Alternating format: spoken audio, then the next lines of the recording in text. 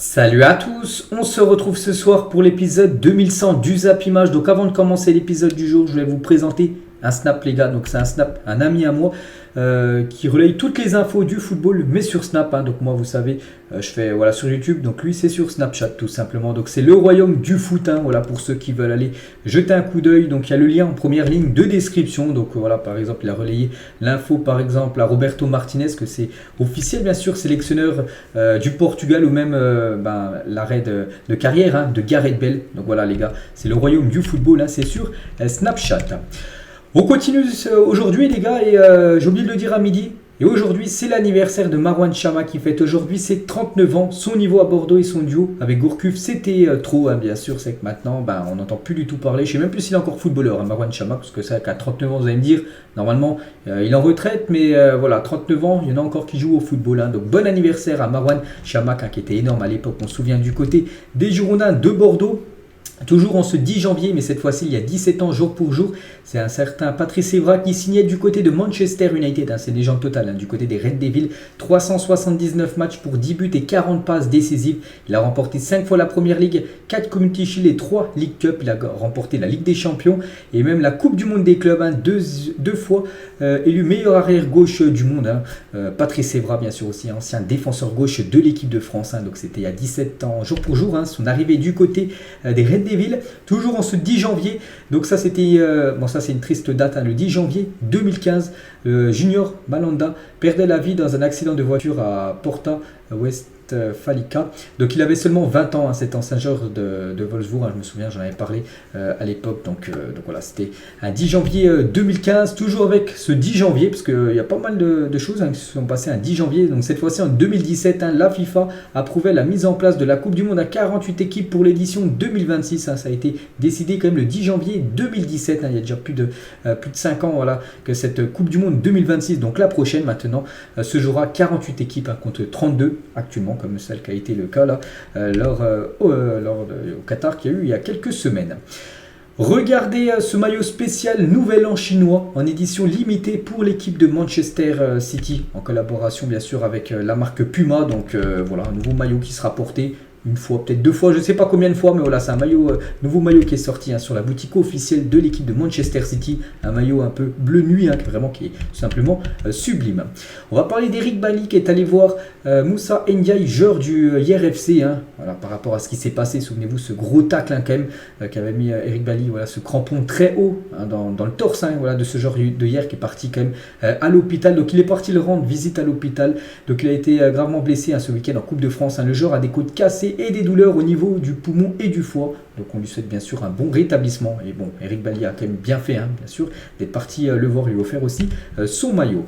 Toujours avec les blessures de footballeurs, donc Flavien Tay, donc un ami de Martin Terrier, annonce que son coéquipier Martin Terrier se fera opérer du genou demain. Demain opération pour Martin Terrier qui a été victime d'une rupture des ligaments croisés, vous savez. Terrible blessure, pendant 9 mois il ne pourra pas jouer et c'est demain qu'il se fait opérer. On lui envoie beaucoup de force, bien sûr, à Martin Terrier aussi, beaucoup de force pour lui, pour son rétablissement. Et lui aussi il est blessé, c'est Christopher Nkunku, et Marco Rose a annoncé que Nkunku ne devrait pas revenir avant fin février sur les terrains. Encore quasiment 2 mois d'indisponibilité. N'oubliez pas qu'il a été blessé avant la Coupe du Monde, mais il n'est toujours pas rétabli en gros, et qu'au mieux il pourrait revenir pour les 8e de finale de Ligue des Champions. Voilà, donc aussi gros courage et grosse force à Christopher Nkunku, actuellement blessé. On va parler de Dimitri Payet et nouvelle coupe à venir pour Dimitri Payet. Peut-être, parce que regardez sa dernière story Instagram. Donc en gros, il n'y a pas grand chose. Il y a juste des cheveux, ses cheveux qu'il a coupés. Donc peut-être nouvelle coupe. Enfin, c'est pas peut-être, c'est nouvelle coupe de cheveux pour Dimitri Payet. On verra ça demain vu que Marseille joue demain. Regardez le groupe convoqué pour la Super Coupe d'Espagne qui se joue en Arabie Saoudite. Ça commence demain soir et après-demain soir.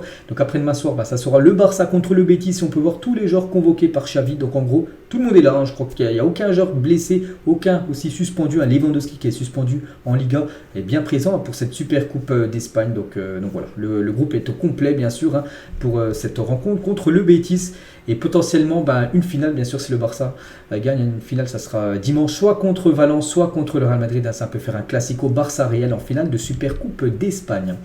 On va parler toujours du Barça et pour son mercato, le Barça donne la priorité aux joueurs qui seront libres en juin prochain. Marcus Thuram intéresse fortement le club catalan vu que, j'ai dit, il est en fin de contrat avec l'équipe de Gladbach et c'est pour ça que le Barça cherche des joueurs, des joueurs bon marché, on va dire, surtout gratuitement avec des bons talents comme Marcus Thuram. Donc c'est pour ça que ça peut être une option très, très sérieuse pour le club catalan. Et lui aussi, c'était une option très sérieuse pour le club du FC Barcelone, c'est Youssoupha Moukoko, parce que Moukoko aussi il est intéressant parce qu'en fin de saison, il est en fin de contrat du côté de Dortmund, il ne devrait pas prolonger du côté du BVB. Et le problème pour le Barça, c'est qu'il y a une approche verbale entre les Magpies, donc Newcastle et Dortmund pour la signature de Moukoko. Donc du coup, pas le FC Barcelone. Donc peut-être qu'il pourrait débarquer du côté de la Première Ligue, Moukoko. On va parler d'un joueur, lui il est sous contrat. Il pourrait même encore reprolonger son contrat. C'est Martin Odegaard et Arsenal veut prolonger le contrat du joueur norvégien. Donc qu'en pensez-vous? Je pense que Arsenal bien sûr fait bien parce que c'est quand même le capitaine. Puis il est vraiment énorme cette saison du côté des Gunners, Martin Odegaard. Manchester United s'intéresse fortement à Harry Kane en vue d'un transfert cet été à Manchester, qui est toujours une équipe très active sur le mercato, qui investit beaucoup de millions d'euros ces dernières années. J'ai en date Anthony, j'ai Casemiro lors des derniers mercato estival et l'été prochain. Leur priorité, ça serait Harry Kane, les gars. Harry Kane, pourrait débarquer peut-être du côté de Manchester. Bon, il faut que Tottenham aussi veuille, parce que c'est quand même quasiment le meilleur buteur de l'histoire du club. Donc ça sera bien sûr le gros feuilleton Harry Kane concernant sa future destination. Azzedine Ounahi ne rejoindra probablement pas le PSG, même si le PSG est intéressé, parce que Luis Campos ne veut pas barrer la route à certains jeunes. Donc on pense au jeune Warren Zaïre-Emery, qui a seulement 16 ans. Et c'est vrai que si un nouveau milieu de terrain arrive du côté du PSG, donc les jeunes joueurs, qui veulent grappiller des minutes avec l'équipe première. Donc, s'il y a une nouvelle recrue, ça sera compliqué pour ces jeunes joueurs du PSG d'avoir du temps de jeu. Bien sûr, si le PSG recrute un nouveau jeune joueur, c'est pour ça qu'Azzedine Ounahi ne rejoindra probablement pas le PSG. Bon, après, c'est ce qui se dit. Après, on verra bien sûr si ça sera le cas ou non. On va parler de Luis Openda, donc l'attaquant belge de l'équipe de Lens, favorable à l'idée de voir Thierry Henry sélectionneur de la Belgique. C'est vrai qu'il y a eu pas mal de changements de sélectionneurs depuis la fin de la Coupe du Monde.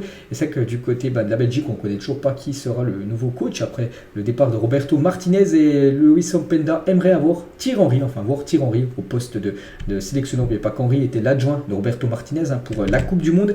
Et un autre entraîneur, les gars, peut-être Andrea Pirlo aussi s'intéresse au poste de sélectionneur de la Belgique. Pourquoi pas Andrea Pirlo, cette légende italienne qui pourrait peut-être être le futur coach des Diables Rouges. On va parler de Todd Boehly, donc le propriétaire de Chelsea quitte son poste de directeur sportif de Chelsea. Donc le propriétaire des Blues cède sa place à Christopher Vivell. Donc il quitte seulement le poste de directeur sportif. C'est toujours bien sûr le propriétaire de l'équipe des Blues, Todd Boehly. D'après le Progrès Lyon, donc un journal, la somme de 40 millions d'euros liée au recrutement suite au rachat de Lyon a été intégrée dans le budget prévisionnel en juillet. Les arrivées de Lacazette, Tolisso, Tagliafico ou encore la prolongation de Cacré ont été ponctionnées dans cette enveloppe grâce à Jen Textor qui avait ramené de l'argent, et cet argent a servi par exemple à recruter quelques joueurs. On va parler de Cristiano Ronaldo. Ronaldo, donc on est le 10 janvier, il n'a toujours pas joué avec son équipe de Al Nassr, mais ça va bientôt arriver. Et Rudy Garcia sur Ronaldo au sujet de son arrivée en Arabie Saoudite. C'est un peu Pelé qui arrive aux États-Unis. C'est vrai que Pelé, immense légende du côté de Santos, il avait tout le temps évolué du côté de Santos, puis il avait fini sa carrière en gros du côté des États-Unis. Ça avait été un gros événement. N'oubliez pas que Pelé ne pouvait pas jouer du côté de l'Europe. En gros, c'est un peu la même chose avec Ronaldo qui a joué toute sa carrière en Europe et finit, on va dire qu'il finit du côté de l'Arabie Saoudite. Et toujours avec Rudy Garcia, il a dit: la seule chose que je souhaite pour Ronaldo, c'est qu'il retrouve le plaisir de jouer et le sourire, parce que ces derniers mois entre Manchester, l'équipe nationale et puis au niveau privé, il n'a pas eu des moments faciles. Ces derniers mois, bien sûr, CR7. Et toujours avec Cristiano, les gars. Donc on sait qu'il va toucher un salaire énorme à Cristiano Ronaldo, de 400 millions d'euros en Arabie Saoudite, dont la moitié pour promouvoir la future candidature du Royaume pour la Coupe du Monde 2030. Donc déjà 200 millions dans le cadre de son contrat avec Al Nassr, son salaire, et 200 millions de plus pour promouvoir l'Arabie Saoudite pour pouvoir organiser la Coupe du Monde 2030. Donc c'est lui qui va promouvoir en gros le Royaume de l'Arabie Saoudite. N'oubliez pas qu'en 2030, bon, c'est toujours pas qui va organiser la Coupe du Monde. N'oubliez pas que l'Espagne et le Portugal aimeraient organiser cette Coupe du Monde. Les Portugais, il va plutôt soutenir l'Arabie Saoudite que le Portugal donc, pour cette Coupe du Monde 2030. Et toujours avec Ronaldo, cette fois-ci, son avenir en sélection, Roberto Martinez sur l'avenir de CR7, il a dit: mon point de départ, c'est le groupe du mondial. Il évolue en équipe nationale depuis 19 ans et mérite le respect. Nous en parlerons et à partir de là, il me restera 10 semaines pour créer la meilleure équipe. Donc 10 semaines, c'est par rapport au premier rassemblement pour toutes les équipes nationales. Ça sera mi-mars plutôt.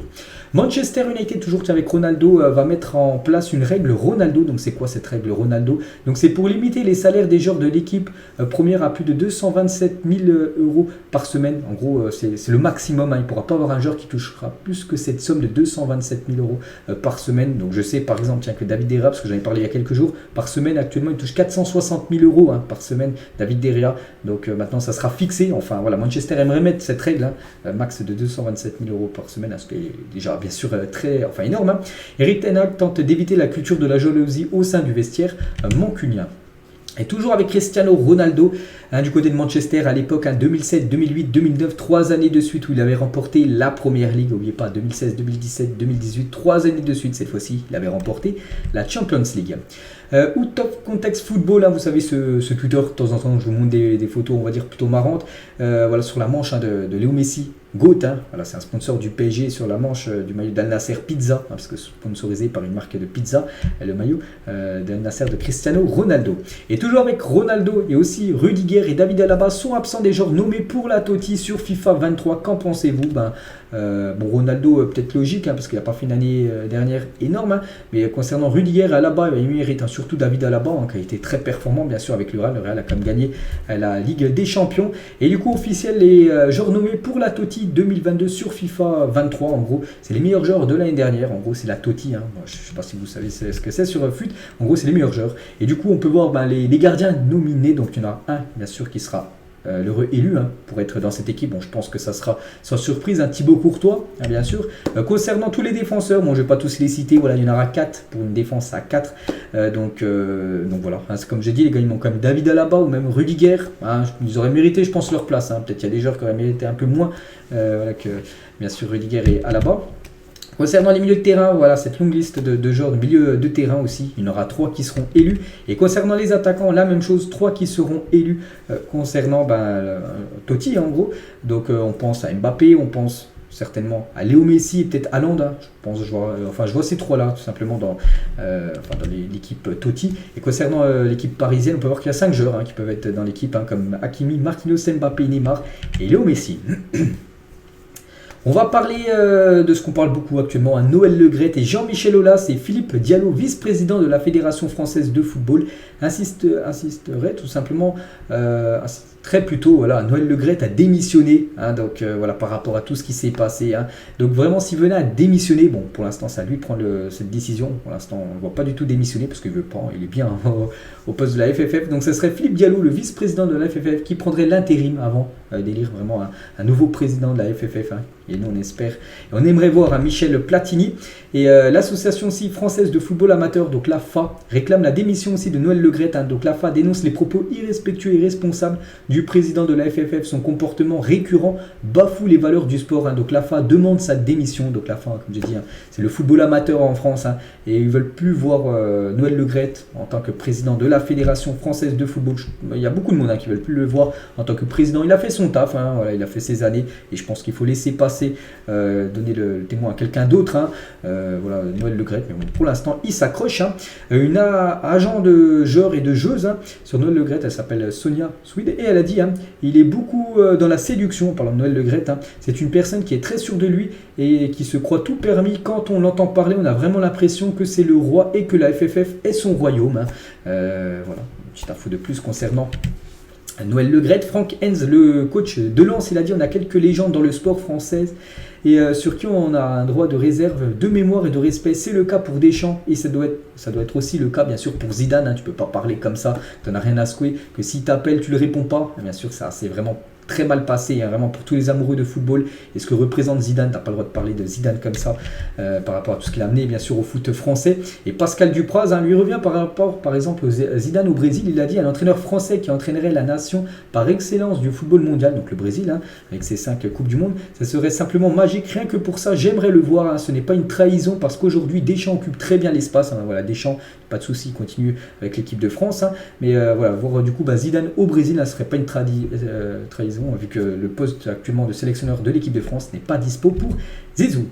Et Zinedine Zidane, d'après le journal Le Parisien, ne réagira pas dans l'immédiat pour pas alimenter la polémique. Voilà, Zidane se fait discret, bien sûr, il a su, hein, il a pris connaissance de tout ça, et il veut pas faire il fera peut-être un commentaire peut-être dans le futur, mais pour l'instant très très discret. Voilà, Zidane qui est au-dessus de tout ça, bien sûr, hein, le légendaire Zizou.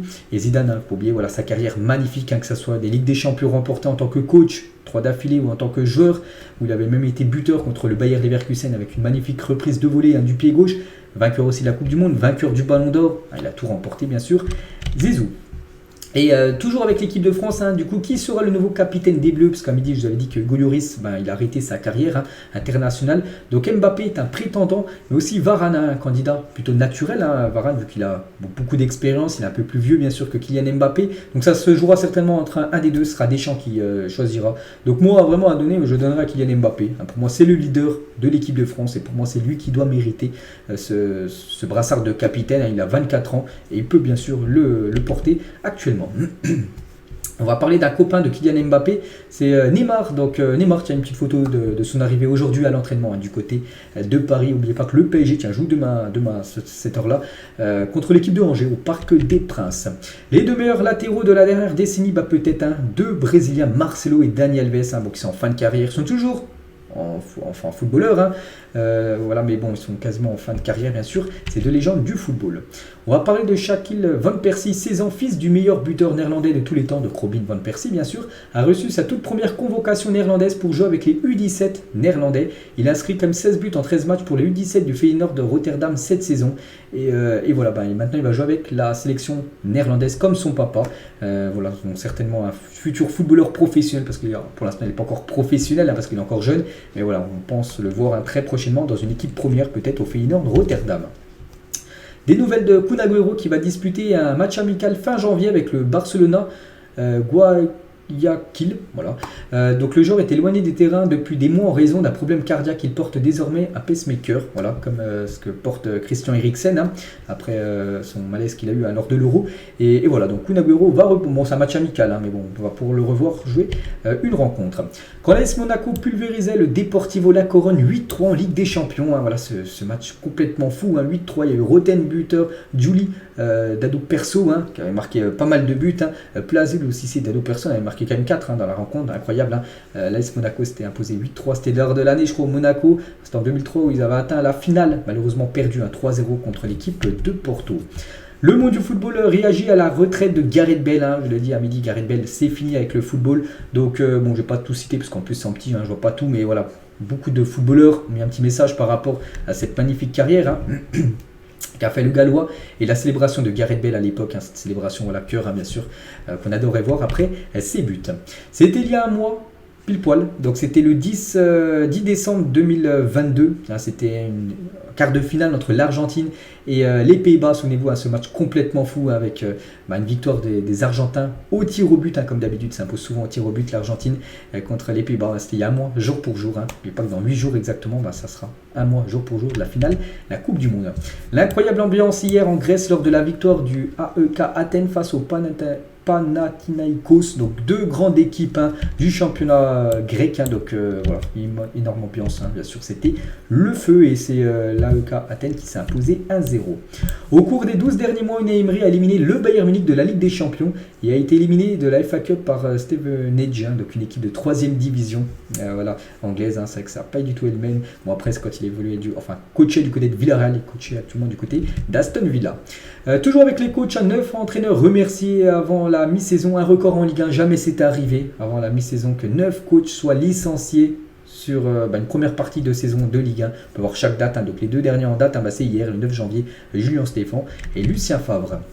350 buts à eux deux pour Arsenal, 2 légendes, hein. On parle beaucoup de Thierry Henry, Faut pas oublier aussi Bergkamp à l'époque, hein, c'était aussi du très très lourd, hein, voilà, lors du parcours bien sûr d'Arsenal, où ils ont été énormes. N'oubliez pas 2003-2004 où ils avaient réalisé une année entière, enfin une saison entière, sans perdre la moindre rencontre, hein. Ils avaient même reçu le trophée en or, hein, le trophée de la Première Ligue, après avoir fait cette saison historique. Le Barça contre l'Atlético, c'est toujours très très chaud. On se souvient voilà, de quasiment la bagarre, hein. C'était avant-hier entre Ferran Torres et Savic, hein, mais c'est vrai que par exemple Messi, même Félix, hein, c'était aussi très très chaud à l'époque. Regardez aussi quand Neymar évoluait avec Messi aussi, contre Godin, hein. Piqué les gars, avec Diego Costa à l'époque. Aussi Umtiti aussi qui s'était embrouillé avec Koke ou même Diego Costa. Donc voilà, c'est toujours été très très chaud, hein, les Barça, Atlético Madrid. Et on finit les gars cet épisode aujourd'hui, le 11 UEFA de l'année 2009. Hein. Regardez ces magnifiques joueurs, Iker Casillas au but, Evra, qu'on a parlé tout à l'heure, John Terry, Puyol, Alves en défense, milieu de terrain Iniesta, Xavi, Kaka et Cristiano Ronaldo milieu droit, Messi en attaque et Zlatan Ibrahimovic en attaque également. Hein. Donc c'était l'équipe type de Ligue des Champions 2009, hein, bien sûr. Que des légendes. Et voilà, une petite photo voilà, pour finir les gars, hein, pour revenir voilà, sur le snap de mon ami les gars, n'hésitez pas à l'ajouter bien sûr pour ceux qui veulent avoir des infos foot, hein, en temps réel. Donc moi les gars je vous laisse et on se retrouve demain midi bien sûr, hein, pour le prochain numéro. Bonne journée à vous et à demain.